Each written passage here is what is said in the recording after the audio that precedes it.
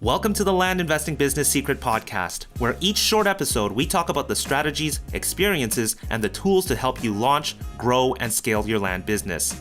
Learn how to find freedom within your own business, find out ways to build consistency in your processes, and hear how other everyday land investors are winning so you can get to the next step closer to building your dream life through your land business. And I'm your host of the Land Investing Business Secrets Podcast by Pebble, Jessie Kwong. Hey, how's it going? It's Jessie here from the Land Investing Business Secrets Podcast. I've got a special guest. His name is Nicholas. Nick, I know it's a little bit hard for me. I get a little bit of a tongue twister. But anyways, he is coming on to talk about a strategy, an offer strategy that I am honestly seeing or hearing more and more about, especially when I do calls with other teams of land investors who are interested in using Pebble, really starting to talk about cold calling. Cold calling is becoming a real strategy, and it is a performer. Like, it performs well. And so we're going to be talking to Nicholas. Nick, he runs a company called Lead Mining Pros, which really specializes in this. Nonetheless, I do want to let you know this podcast is brought to you by Pebble. And if you are interested in systemizing, in scaling, in getting everything up and running so you can actually get out of your own way, get operations and procedures in place, I am running a challenge. It's a 5-day challenge called the Dirt Hacker Challenge. You can see it on my shirt here. Head over to dirthackerchallenge.com. It is across 5 days where I work with you from scratch, where we hack away your old system and really start thinking about building a process, streamlining a process, and really getting systems and repeatable processes in place for you to buy back time, get somebody in place, and start leveraging yourself and putting yourself in position where you're running more of the strategic, more impactful things of your business. So you're not running in your business, you're running and working on your business. So if you're interested in that challenge, it is a 5-day challenge. It is called the Dirt Hacker Challenge. I run that once a month. Head over to dirthackerchallenge.com. Nonetheless, I hope you better get a pen ready for this episode, by the way. There is a lot. We already recorded. There's a lot of knowledge, a lot of what he calls ninja tips that he shares on this podcast interview. Anyways, enjoy it. Cheers. All right. How's it going? Jessie here. I've got a special guest, Nick from Lead Mining Pros. How are you doing, Nick? Doing good, Jessie. How about yourself? Good. So do people call you by your last name, Nick? Yeah, with the name like Nicholas Nick, I'm thankful if they call me at all. Okay, awesome.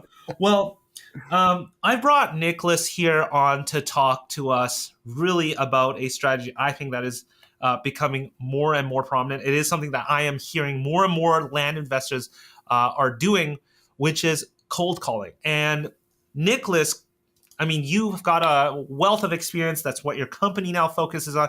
Can you tell us a little bit about yourself and where you sort of come from? Yeah, absolutely, man. Yeah, so I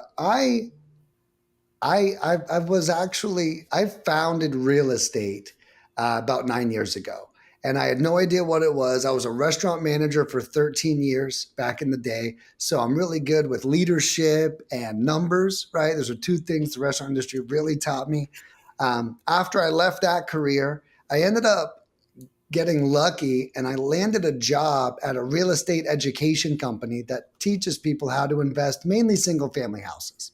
Okay. So I did that for about 3 years and that was awesome. I ended up working my way up and becoming an executive, the director of fulfillment over the whole company. So whenever someone was brought in, it was my job to make sure that they got what we promised. And I really loved that job. And that actually led me to where I am today. Through our system of education, when we first started, we taught direct mail. That was our main educational foundation. Then, as we all know, especially in single family, direct mail started decreasing in response rate. The more we do it, the easier it is, then the harder it gets because everyone catches wind on how easy it got. Then our students, for lack of a better term, began to struggle. And direct mail has a cost, right? Because you got to pay the post office, you got to pay the government to mail something. And so I was racking my brain about what is free. And I ended up introducing the cell phone to the company. And for all the students, I was like, this is a completely free system. All you have to do is just do it. And it was really exciting. So for me, where all of my experience really came from is I entered the industry 9 years ago. I helped investors solve their problems for 3 years. And then after that, I really accidentally founded leadminingpros.com, which is my company today. And we specialize in lead generation, skip tracing, and cold calling. And one of the things we do in particular is I actually offer an American cold calling team, and a foreign one. So when you come to me, you can really like create your own adventure whenever you use us. And I think with land specifically, we've been learning that the Americans, they're so great because land is generally owned in rural areas by rural landowners. Sure, You know what I mean? sure. Yeah, and thank you for sharing that about where you came from and what you're up to now. And so as I mentioned, cold calling is a real thing. I'm meeting more and more people who are exploring cold calling, and it's so funny when I get to speak to somebody on the team that likes cold calling. They are like they love it. I think cold calling is one of those things you hate it or you love it. Am I correct? I get this feeling from people who love cold Well, calling. I think the main thing about what allowed me to be so successful is you love it if you have a really superior mindset. Mm, And because it's hard to love people saying no, even if they're being nice and they're right, saying no, it's right. hard on your brain. Yeah, And yeah, you yeah. would you would think it gets easier cold Sure, calling, but it sure. actually gets harder because when someone tells you no for 4 months, you're like, is it really no? Like Yeah, you yeah, start yeah. like getting brainwashed by all that. And so one thing I've learned is it really takes, so at my company for the Americans, we have to hire 5 people to get one to stay. Mm, So mm. if that kind of answers that question Sure. for you, Yeah, yeah, you yeah. know, Okay. Well, let's say one of our listeners who are land investors here specifically, they want to start dabbling in cold calling themselves. A lot of us are solopreneurs. We're getting started. Can you sort of give us a framework of how should we approach cold calling? yeah, What's the best way to go about it? Is there sort of a framework to go about it? What sort of a path should we take if we're gonna sort of yeah. start dabbling into that world ourselves? I love that. I love that. So first and foremost, you got to pick a simple system. Okay. If you're going to cold call yourself, don't put yourself in the weeds. Right. So I have a saying and it says, don't get in the weeds of the leads. Okay. And that is because now you're like, well, what list are we going to pull? What script are we going to use? What dialer are we going to use? Is it going to be complex? Are we going to learn it? And then learning all that stuff will really slow you down. So, my first and foremost is simplicity. Okay. Keep it simple. Don't learn, oh, it's this really complex advanced software. If you're brand new, you're not ready for the complex advanced software yet. And to let you know, if that's your case, I highly recommend Mojo Dialer. They have a very simple interface and it's just really easy to get started with. Like we use call tools, for example, and that's like using Photoshop, like you really got to know where all those damn buttons are. Well, what's so special about a cold calling system? Is it just that it calls for you right away and you hang up, it calls the next number for you? Is that what it is? Yeah, so Mojo and Call Tools, these are both what they call power dialers, which means that they can dial from anywhere from 1 to 4 lines at a time. Now, that's going to lead me into my second piece of advice. Just because you do have a dialing software that can dial up to 10 lines at a time doesn't mean that's what you should do. So, one of the way these softwares work is they're like rolling at a certain speed. And if you're dialing 3 people at a time and all 3 answer, Yeah. then the system is going to hang up on 2. Ah, Okay. So we don't want that to happen. I always say, I don't want you to get annoyed leads. I want you to get happy leads. right. So what we do at Lead Mining, what I recommend you do is dial almost as slow as you can, but a little bit over 1. So we dial at 2 lines per per agent, which means that 2 calls are generally being made at a time, and it really lessens the fact where people get hung up on. We Gotcha. don't ramp it up at a super fast pace. We want to get as many leads as possible, not go through all of the dials, right? Well, what about Nicholas? I mean, like, we're non-experienced cold callers here. I mean, is it wrong that we're just dialing one number at a time, would you say, and we don't have giant lists that we're calling? No, I don't think it's wrong. Actually, if you're doing it yourself, I really recommend just pounding the phone to Yeah, start. right, One way that I take on all new ventures is week one, I do it as cheap and easy as humanly possible. If right, it doesn't resonate with me, I quit. Okay. If it does resonate with me, I go out and I buy the best, most expensive done for you system, right? So like I have jet skis, and I started off with literally the smallest jet ski, a Spark.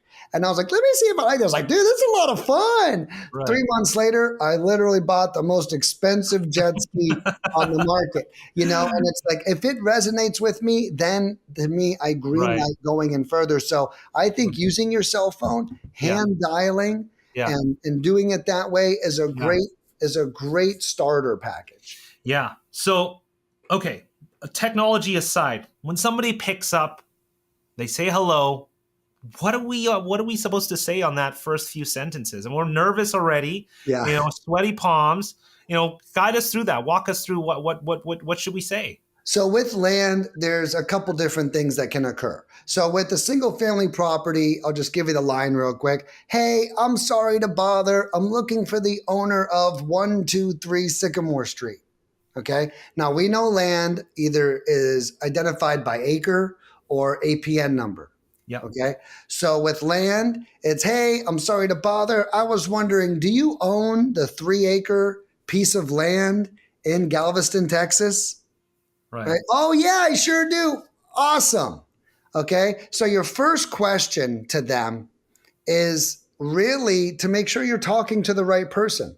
And I'll give Hmm. you a super ninja tip: never mention them by name. Hey, is this Brett? No. Click. Ah, crap. I just lost Brett. Oh, So leave interesting. the name out of it. Okay. A lot of people think, oh, well, they think they're building rapport, and you are if it's the right person. If it's the wrong person, which it probably is, and it's not that it's the wrong person, but it's the wrong name. So Mm, that our system, if we called everyone by their first name, we would be killing leads. But since we're asking for the owner, we're getting the wife, we're getting the son, we're getting the mm, husband, right? mm. It's not always that person. So always go after the property first. Do you own this property? That's number one. Number two is, well, have you ever maybe considered selling before? Mm. Okay. Now you want ever in there. All right. And the reason why is you want to give them, no, no. Well, are you sure? Certainly sounds like you may have. So now, even if you get a no, you can still build rapport, go after them, and give yourself that hesitation lead, if you will. Right. Okay. Then, if they actually say yes, yes, actually, I have considered selling. A lot of people say this. Yes, I have. How much do you want to offer? Mm. Okay. Now we hit them with the loop to loop there, and we say, well, look, we don't normally make an offer until we find out that you're interested. So if you have some time, I'd love to ask you some questions about the property. Mm. All right. Now with land, it's real simple. My favorite thing about land, not a lot of emotions. Very few people are attached to a plot of grass like they are a house and a roof, and way less due diligence, right? I'm telling you things you already know, but we Yeah. service single family houses too. And I'm actually trying to push these guys to land. I'm like, look, it's way easier. They Right. didn't love it. But so the land, we ask these, I think it's like 7 questions. Is there legal road access? Mm. Are there any utilities? Is it cleared or is it wooded? Um, why do you want to sell it? How much do you want to sell it for? And then my favorite question that Ron LeGrand gave me, the creative finance guy, Ron says that right after you ask them the price, ask them if they're open to receiving that total amount in monthly payments. Okay. Oh, So we want to give you as much information as possible. So now you're going to find out if the owner finance is on the table and everything mm, else. So our gotcha. last couple questions are, is there a better phone number for you? What's a good email? And I'm gonna go ahead and review this. I'm gonna chat with my partner. We'll give you a call in the next 24 hours. Is the script Gotcha. I recommend. I know you're enjoying the show episode so far, but I wanted to let you know that if you are looking to build or scale a serious land business, perhaps a 6-figure second income or eventually a 7-figure land investing empire, Travis King's company, Land Investing Mastery, has the most current and innovative education in the space. Travis goes beyond the traditional microflip that you might be familiar with and shows you how to 10x your deal size and execute on strategies like subdividing, portfolio takedowns, land sniping. We're talking 6-figure per flip strategies. If you're getting your education from someone who isn't actively investing, you're more than likely going to hit some plateaus as you try to scale. If you want to learn how to avoid the saturated red ocean markets, skip over the small stuff, and learn how to become a boss land investor, then Travis is your guy. Travis has completed nearly 1,000 coaching calls in the last 2 years that I've known him, and he has his pulse on the market. He will tell you, though, Land Investing Mastery is not a factory. They're a boutique agency built on transformational, life-changing results. You see, I'm in a really unique position, and I really mean what I've just said above. In fact, I get to speak to a lot of investors from all sorts of different education, training, coaching background out there, and I get a very good view of things from all the one-on-one demo calls that I've done. Now, you may want some social proof. Head over to pebblerei.com/Travis and check out Travis's wall of love on his testimonial page. And while you're there, you can also learn more about Travis's training programs and his exclusive mastermind. So simply head over to www.pebblerei.com/Travis for more information.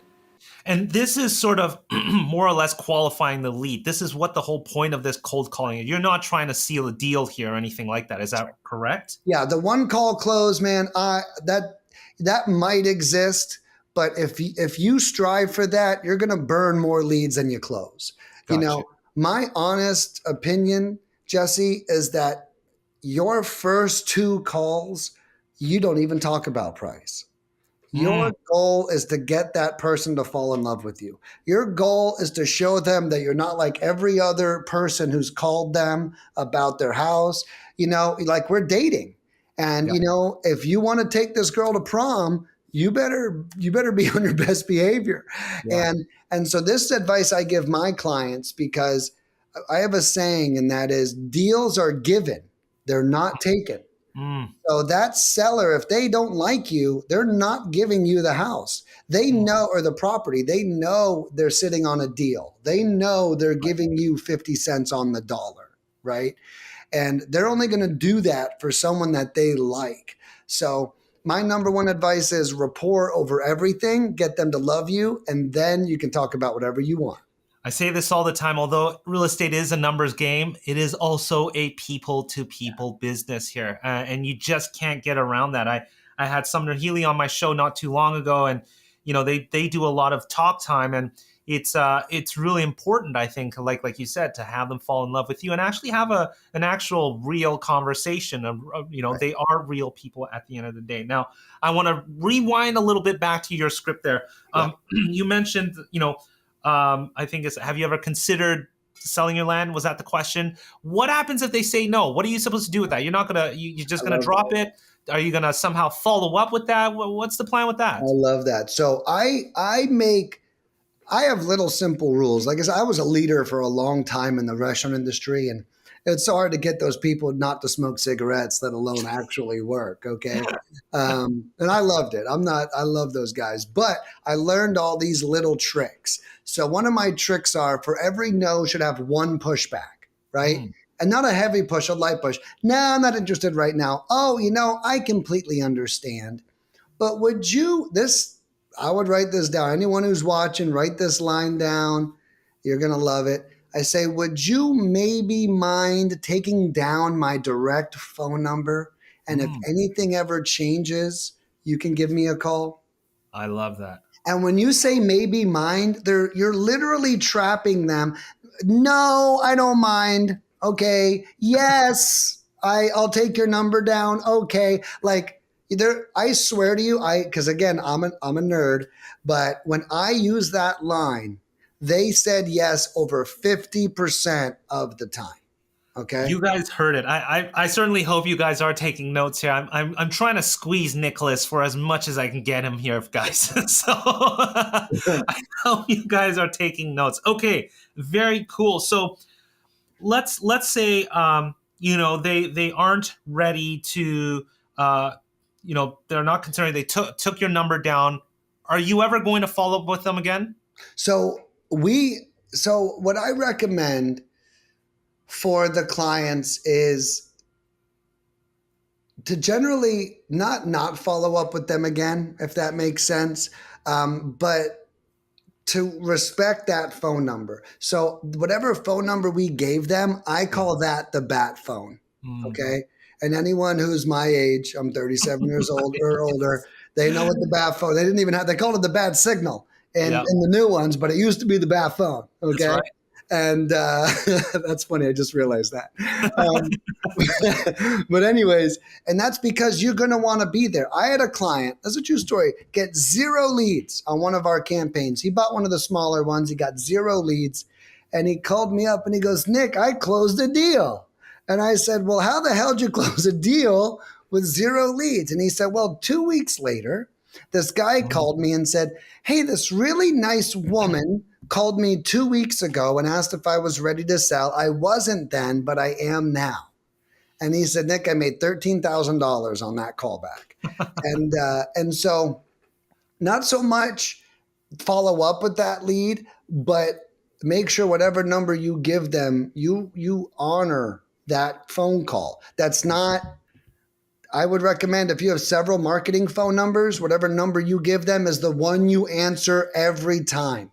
Okay.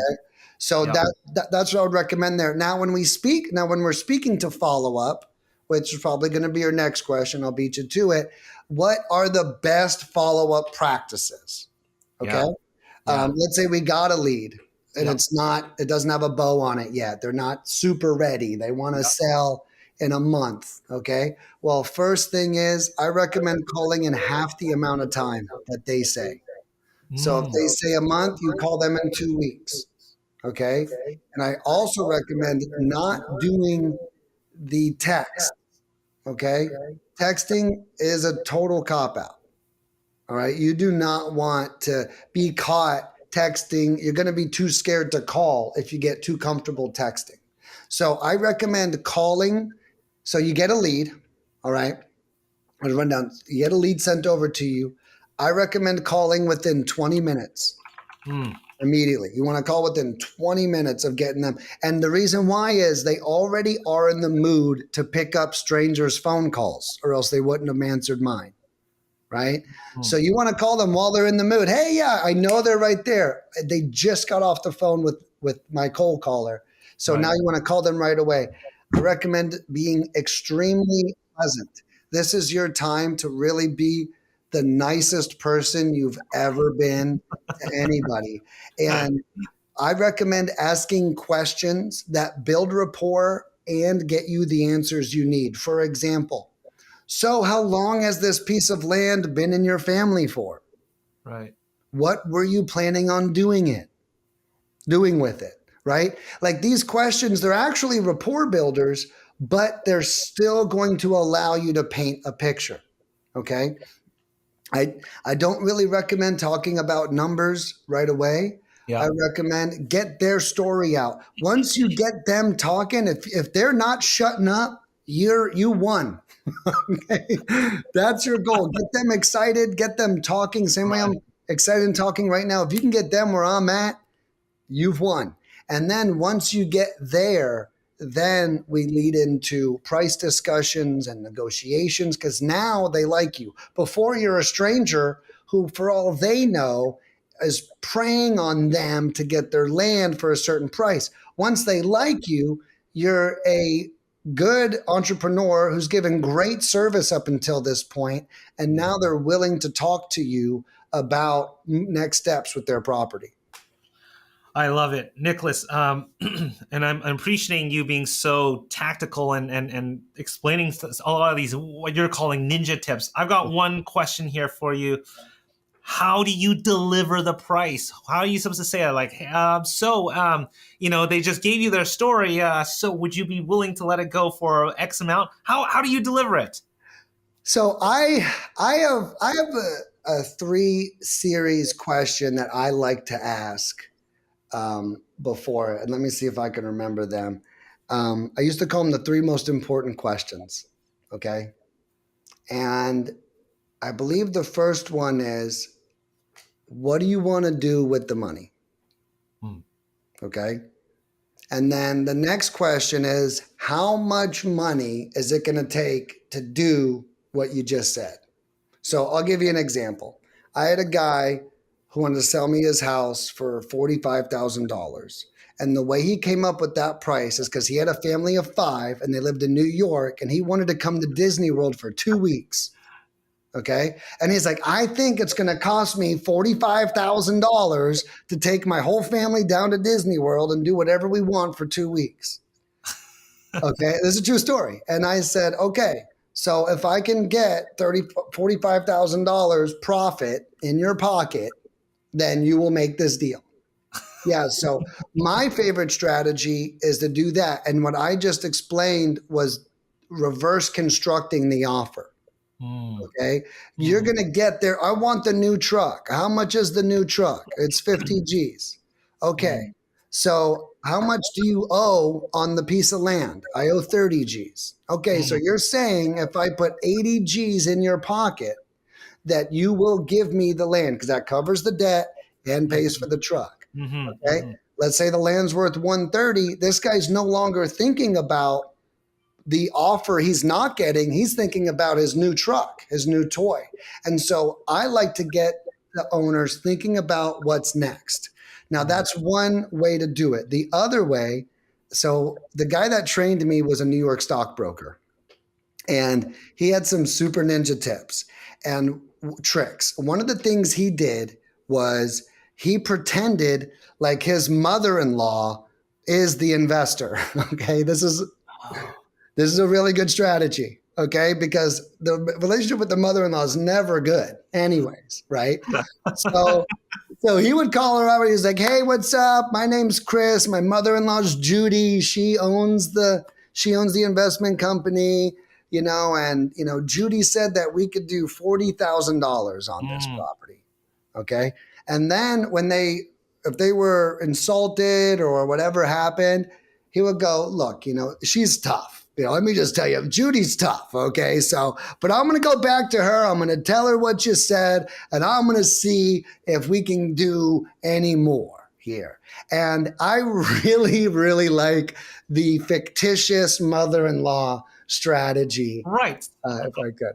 I'm assuming then it's because they don't get angry at you. They don't have that bad relationship with you. Right. It's directed to somebody else. Yeah. So you still maintain that good. Yeah, you're almost the savior here. That's right. Hey, look, let me talk to her. Can I put you on hold? Yeah. Let me go. She just walked in, and then, and I really like that strategy. And that's a great way for low offers. And sometimes he would preface it with saying, look, I don't want to insult you with my offer. If you just want to give me a number that works for you, we could start there, so that was some cool tactics. I love that. Nicholas, clearly, calling and cold calling is not only does it take mental willingness, but it takes time. Typically, I think it's a great idea to give it a shot yourself, those that are listening, but perhaps when you're looking to actually scale this up, you really have only 2 options. It's either you bring on somebody who's dedicated to your team, or I'm assuming here, and I'll be upfront here, I was a little bit embarrassed because I had the wrong show notes in front of me, but they I got the wrong company here in place, but they can work with you, Nicholas, over at your company, Lead Mining Pros. Give us a little gist of how can some of our land investors interact with you guys, and if they want to dabble into maybe they only want to do this for their more pricier properties.